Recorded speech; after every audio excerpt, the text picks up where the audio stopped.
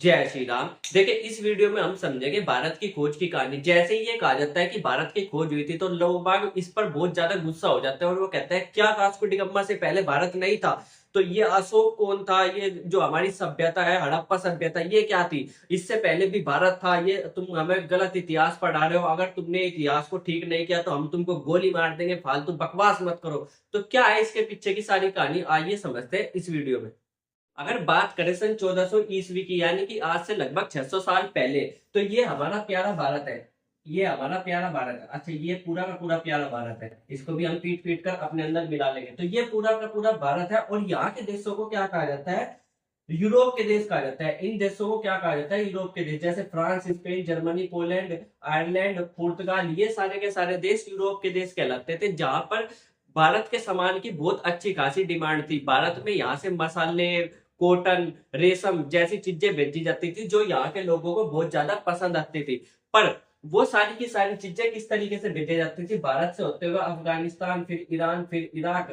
Bharat, Afghanistan, Iraq, फिर तुर्की, और फिर तुर्की से यह सारी की सारी चीजें यहाँ पे यूरोप के देशों में पहुंचती थी। भारत और यूरोप वालों का बहुत अच्छा खासा व्यापार चल रहा था और भारत वालों को बहुत सारा प्रॉफिट भी हो रहा था यूरोप वालों से व्यापार करके। अब ये सारी की सारी चीजें यहाँ से आसानी से पहुंच जा रही थी, पर एक समय ऐसा आया कि यहाँ पर, इस जगह पर क्या हुआ, मुसलमानों का कब्जा हो गया। और जैसे ही यहाँ पर मुसलमानों का कब्जा हुआ तो यहाँ पर जो भी सामान जाता था उस पर इन्होंने भारी टैक्स लेना शुरू कर दिया और कहा कि अगर तुम्हें यूरोप के साथ व्यापार करना है तो, और इस रास्ते से कोई भी सामान बेचना है, तो आप लोगों को टैक्स देना पड़ता था। अब ये ऐसे समझ सकते हो, अगर यहाँ से कोई चीज 20 रुपए की चली तो यहाँ पर पहुंचते पहुंचते वो चीज 2000 रुपए की हो जाती थी।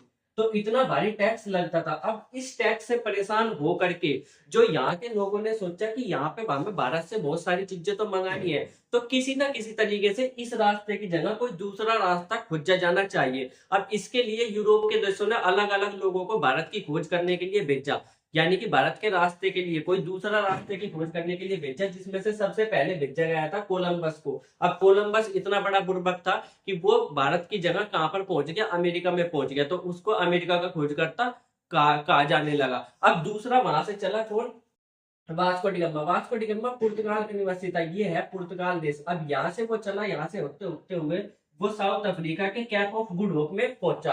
अब cap of good hope south Africa की एक जगह है जो कि एग्जाम में पूछ लिया जाता है कि कैप ऑफ गुड होप कहाँ है और वास्को डी गामा कौन से रास्ते से भारत आया था। तो कैप ऑफ गुड होप से हो करके वो पहले यहाँ पहुंचा और यहाँ से भारत में कालीकट में उसने प्रवेश किया। अब जैसे ही कालीकट में उसने प्रवेश किया तो यहाँ के राजा बहुत ज्यादा खुश हुए कि एक अंग्रेज आया है, एक अंग्रेज आया है, हम तो धन्य हो गए, एक अंग्रेज आया है। जैसे ही अंग्रेज आया तो राजा बहुत ज्यादा खुश थे। अब उसके बहुत अच्छे खासे तरीके से राजा ने स्वागत किया और यहाँ से जब वो सामान लेकर के वापस गया यूरोप के देशों में तो उसने बहुत अच्छा खासा, बहुत ही ज्यादा अच्छा खासा प्रॉफिट कमाया। जितना प्रॉफिट यहाँ से ले जाने में कमाते थे, कहा जाता है उसका 10 गुना ज्यादा प्रॉफिट इसने कमाया। अब यहाँ से इसको क्या हो गया? रास्ता मिल गया। अब जैसे ही रास्ता मिला तो और भी देश थे, जैसे ये तो पुर्तगाल का था, और भी देश थे, फ्रांस थे, जर्मनी थे, पोलैंड थे और इंग्लैंड था। ये ऐसे ऐसे देशों ने भी सोचा कि हम भी अब इसी रास्ते से भारत पहुंचेंगे और वहां पर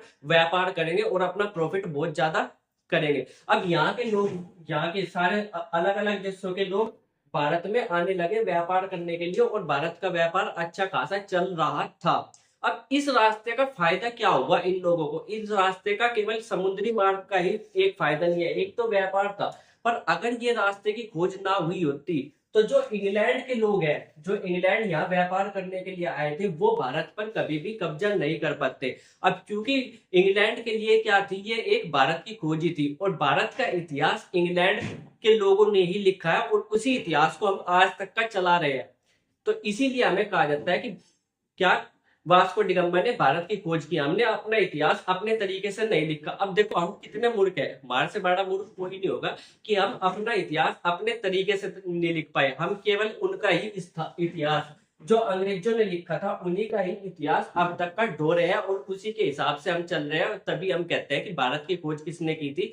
वास्को डी गामा ने की थी। इसके पीछे की सारी कहानी यही है। मिलेगा अगली वीडियो में, तब तक के लिए बाय बाय।